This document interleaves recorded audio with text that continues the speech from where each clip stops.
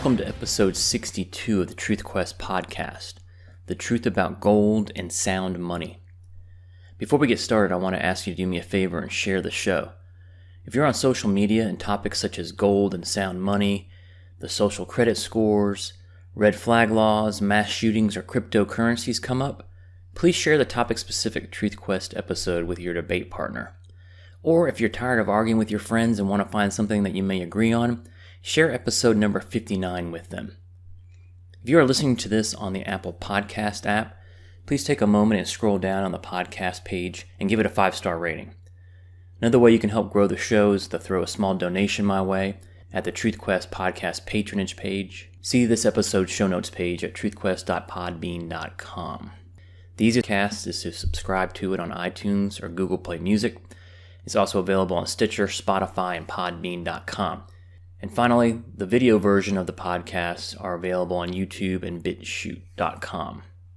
And of course, please join the conversation on Facebook at facebook.com/TruthQuestPodcast. If you pay the least bit of attention to the national news, you have likely heard a lot recently about the inverted yield curve and negative interest rates and predictions of a recession and these new 100-year bonds being floated by various governments. You've likely heard of Bitcoin and the claim that it is gold 2.0. You've likely heard discussions about the Federal Reserve and other central banks. All of the talk contains lots of angst, lots of finger-pointing, lots of predicting. What would you say if I told you that most of it is unnecessary? Most of it's just noise. Most of it can be fixed with one word: gold. See, back in the day, the US dollar and most other currencies were backed by or pegged to gold. They were on what we call a gold standard. It's accomplished simply by the government holding gold and possibly silver in places like the infamous Fort Knox. They then issue pieces of paper called dollars that were redeemable for actual gold or silver. The money was, so to speak, sound because we knew what backed it, a valuable commodity. That was until 1971, when President Nixon unilaterally took the U.S. off the gold standard. He replaced the gold standard with a much more easily manipulated paper or fiat standard, and we literally started printing paper dollar bills with no backing from that day forward. The effect of that is, of course, inflation, which is what happens when the money supply expands by over 2,000% since that fateful day in August of 1971. That is why back then a gallon of milk cost around $1 and the average home was $26,000. Think about the cost of those items today. The rising cost in dollars is called inflation. It's that there are more physical dollars or credit floating around in the economy. Those dollars get sucked up at the cash register, so to speak, whether it's milk or a house. Back in the 1960s, the price of an ounce of gold was $35. Today it's over $1,500 an ounce. Did you know that an ounce of gold today has the same or more purchasing power as it did 100 years ago or even 50 years ago? You obviously cannot say that about the US dollar. Here's one example I found helpful. In 1962, Motel 6 launched its business. Their catch was, stay for us for only $6 a night. Today, that same room rents for $90, and I'm talking about their first Santa Barbara location here. That's a 15-time increase in 57 years. Given the monetary environment in which we have lived over the course of our lifetimes, that fact probably doesn't surprise you. Everything's more expensive than it was 50 or 60 years ago, duh. So, is that just normal? No cause for alarm? I mean, are the Motel 6 rooms bigger? No. Are they significantly nicer? Nope. Are they cleaner? No. You're essentially getting the same product today as you did 60 years ago. However, back in 1962, an ounce of gold bought you 6 nights at Motel 6. Today, 1 ounce buys you 21 nights, demonstrating one example of how gold has outpaced inflation. There are many more, and I encourage you to do some research yourself. It's quite enlightening. So you got to understand how this thing works. See, the government screws us over decade after decade because we don't stand up together on issues that most of us agree on, like sound money. Here are 2 glaring examples. When Nixon took us off the gold standard, he lied to the American people and the world that the change would be temporary. After all, he had to get reelected at the same time the nation was coming out of a recession. Then we have the case of former chairman of the Federal Reserve, Alan Greenspan, the one who really normalized the Fed's heavy manipulation of interest rates, taking rates down to near zero following the dot-com crisis in the early 2000s, which of course ignited the housing bubble that blew up in 2008. If you want to learn more about this, look up the words Greenspan put in your favorite internet search engine. Anyway, why am I bringing this up? Well, in both cases, we see how principles die in favor of power and control. Under the gold standard, Nixon would have been constrained. He would have had to choose to cut spending on all of LBJ's social programs and the Vietnam War, or raise taxes in order to keep spending and spending and spending. Same with Greenspan. See, he was a libertarian gold bug before and after he held his position of power at the Fed. So if he was a principled man, he probably would never have taken the job. But you have to understand that under the gold standard, he never would have been put in the position he was in because the government would not have had this ability to print money and create a housing bubble, which in turn led to more Federal Reserve intervention. It's a friggin' standard. Any overexuberance in the markets would be allowed to reset, for example, a recession. And while things would be a little painful for certain sectors of the market, the poor performing businesses would have filed bankruptcy and or been gobbled up by a competitor or an investment group who would then redeploy the assets of the failing firm. But see, politicians are cowards. They cannot afford to stand up and tell people the truth and let the chips fall where they may. So they let the Fed manipulate the credit markets. Fast forward from Nixon and Greenspan to President Trump. During the election cycle, he properly called the market a Federal Reserve-induced bubble.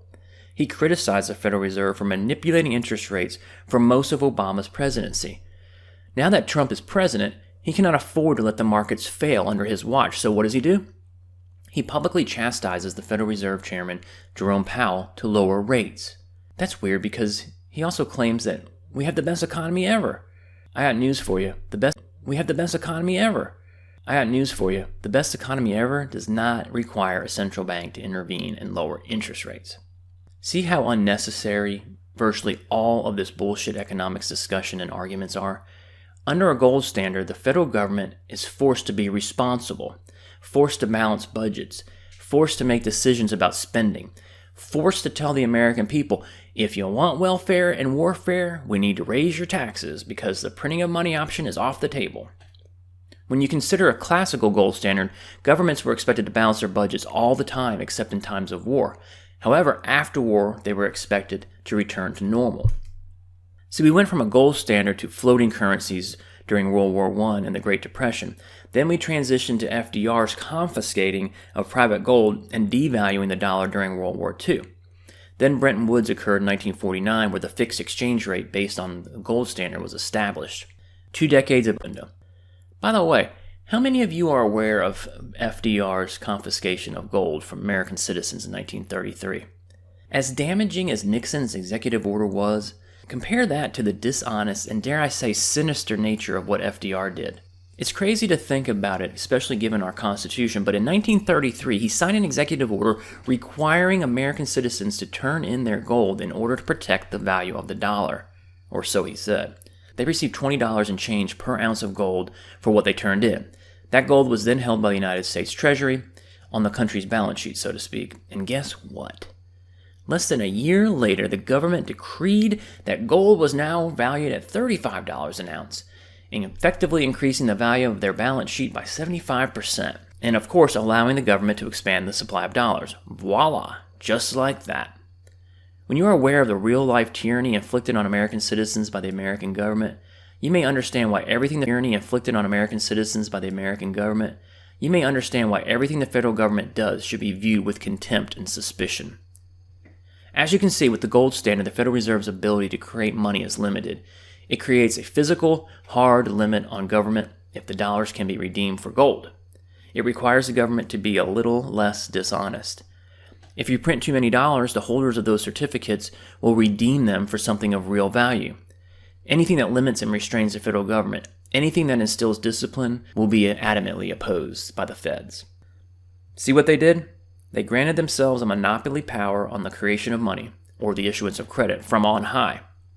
What has been the result of the kids running the candy store, or the addicts running the pharmacy, or the alcoholic running the liquor store? Out of control spending.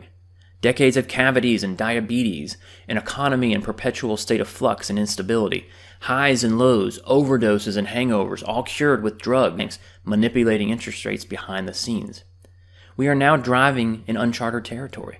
Never before have interest rates been held so low for so long. Never before have we seen negative interest rates, not to mention the $22 trillion national debt. It's outrageous. Basically, the central bankers are playing Russian roulette with the world's economy. Expecting the federal government to do the right thing is like expecting the moon to fall out of the sky. Think about term limits. You think these guys are going to pass term limit law? Hell no. That would constrain them. You think these guys are going to peg the dollar to gold? Hell no. That would constrain them. You think these guys are going to cut spending? You think they're going to bring our troops home? You think they're going to do something about illegal immigration, the surveillance state? These are all things we talked about in episode 59, the truth about what we agree on. A stable government equates to a stable society, but you can't have a stable society with dishonest money. John Tamny put it this way. Here is something Lenin, Keynes, and Mises all agree with. Unstable money is the quickest way to turn a society upside down. Why is a stable currency desirable? Because with a floating currency, there is always a winner and a loser. If the government borrows today, the dollars they pay back to the lender in the future are worth less than the dollars they got due to inflation. If someone came to you today and said, hey, I want to buy your car with Turkish lira, you would likely decline outright, but at best you would charge a premium to account for the fact that the currency is so volatile. Same thing if someone offered to pay with Bitcoin. Its price fluctuates so much, it's the definition of instability. Alan Greenspan once said, we would have never reached this position of extreme indebtedness were we on the gold standard, because the gold standard is a way to ensure that fiscal policy, that is, tax and spending, never gets out of line. Ludwig von Mises said this, the eminence of the gold standard consists in the fact that it makes the decisions of governments. It rests from the hands of the economic czars, their most redoubtable instrument. It makes it impossible for them to inflate.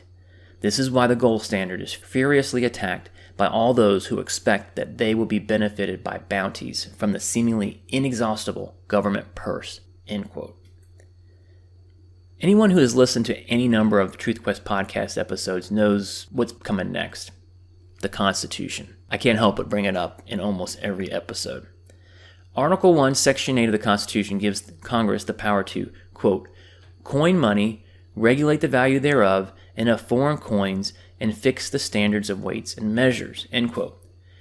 I want you to consider that for just 1 minute. Notice it does not say print money. This is something that modern Americans for the most part fail to realize, but our government has fleeced us. They have stolen from us. They are bankrupting the country. They have purposely lowered our standard of living. They're willfully negligent, which is a legal term meaning they purposely and knowingly did harm, as opposed to negligence by omission, which you do something wrong but you don't know. So you may be asking, why is gold the answer? Well, gold has several features that makes it valuable. It's scarce, it has intrinsic value due to its utility. Not only can you use it to save and invest, it can be used in jewelry. It has industrial and technological uses, both of which equates to lots of demand.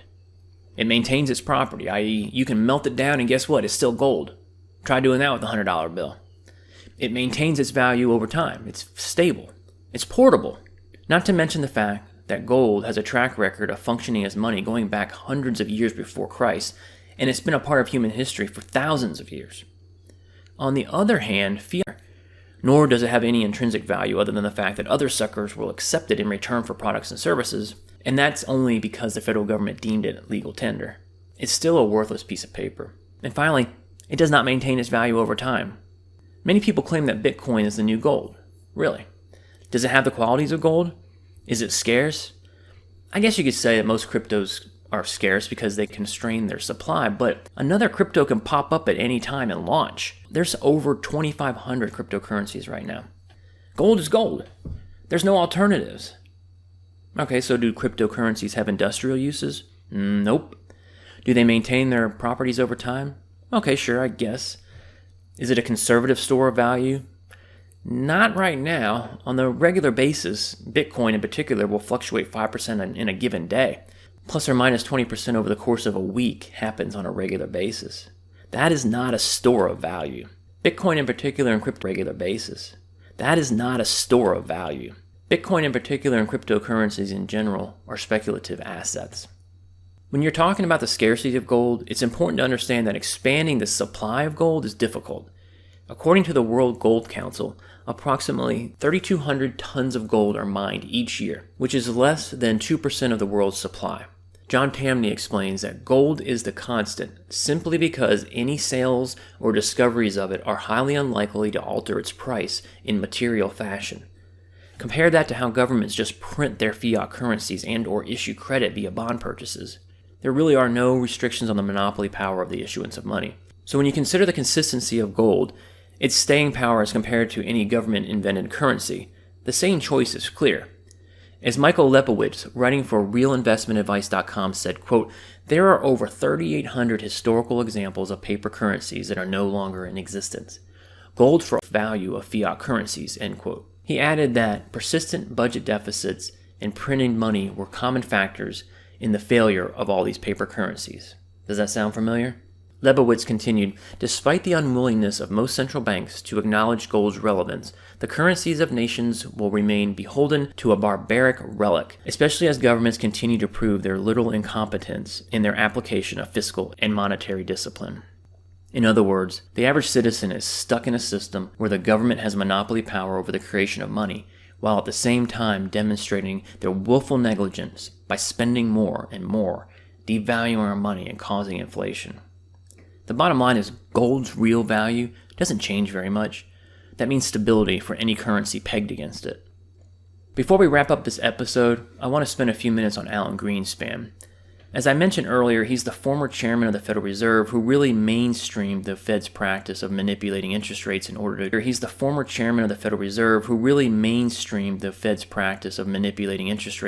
to supposedly stave off an economic downturn. The reason he's worth spending a little time on is, as I mentioned previously, he was pro-gold standard before he was against it, before he was for it again. His analysis of the gold standard is worthy of study due to its economically sound conclusions he once drew, then apparently denied, but now believes again. He once said, quote, "If the gold standard were in place today, we would not have reached the situation in which we find ourselves," end quote. In that same interview, he said blaming the gold standard for economic problems in the 20th century is, quote, "like wearing the wrong shoes and saying the shoes are uncomfortable. It wasn't the gold standard that failed us, it was politics," end quote. And I would add it was cowardice on the part of Congress, presidents, and the Federal Reserve. Additionally, I would add that it was greed and power and control. It was all these things that contributed to the lack of doing the right thing. I ended that interview with this, quote, "We would never have reached this position of extreme indebtedness were we on the gold standard, because the gold standard is a way of ensuring that fiscal policy never gets out of line," end quote. In 1966, he was pro-gold standard. He wrote, "This is a shabby secret to the welfare status tirades against gold. Deficit spending is simply a scheme for the confiscation of wealth. Gold stands in the way of this insidious process. It stands as a protector of property rights. If one grasps this, one has no difficulty in understanding that the status antagonism toward the gold standard," end quote. So let me shift gears a bit while I continue to make the case for gold and hopefully persuade you to support a gold standard. If you follow the financial press, you are invariably aware of the fact that central banks have become net buyers of gold in recent years after almost 5 decades of net selling. As Simon Constable, writing for Forbes.com, recently wrote, quote, Starting in 2008, central banks have continuously added gold to their reserves. At first, the net acquisition additions were relatively small. In 2008 and 2009, such institutions added 580,000 and 210,000 ounces of the metal, respectively. Since then, the buying binge has accelerated, with over 11 million ounces being purchased in 2017, with likely a similar amount forecast for this year. Interestingly enough, Russia and Kazakhstan, of all places, were the 2 leading central bank buyers of gold in 2017. China, Turkey, Qatar, and even Colombia have been busy in the gold market as well. Why is this happening? Why am I talking about this? Well, like retail buyers of gold like you and me, the central banks buy it to diversify their portfolio, but more importantly, these central banks know that paper money, the money that they've been printing, is essentially worthless. They know that the greatest perpetrator of this money printing scheme is the same country that happens to have the world's current reserve currency. These countries know that the United States' $22 trillion debt will never be paid off. And they know the days of the US dollar being the world's reserve currency are numbered, so they buy gold, and lots of it. They no longer want to be dependent on the US dollar. It would be stupid to continue to rely on a bankrupt banker. So I thought I'd wrap this episode up with some solutions. So what can be done? Unfortunately, with the monopoly power of monetary policy in the hands of our overlords in DC, nothing much substantial can be done. However, I saw an interview with then Congressman Ron Paul on Judge Napolitano's old news program, where he laid out a few suggestions. First of all, he said we can repeal Nixon's 1971 executive order. Then he went on to discuss the passage of a balanced budget amendment to the Constitution, or alternatively, Congress and the President could actually do the right thing. The President could actually do the right thing and get spending under control. The Federal Reserve could tell the President and anyone else who was applying pressure on them to lower rates to go to hell. Third, Paul supports allowing gold and silver as legal tender.